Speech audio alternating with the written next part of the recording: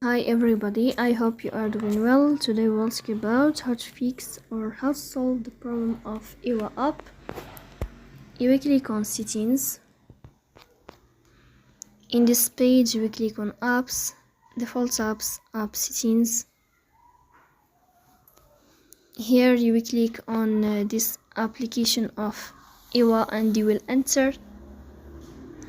Here you will click on first stop and you will click OK. Here you will enter to the window of storage. Then here you will click on clear cache. After that you will turn off your Wi-Fi and you will turn on your Wi-Fi again to fix that problem.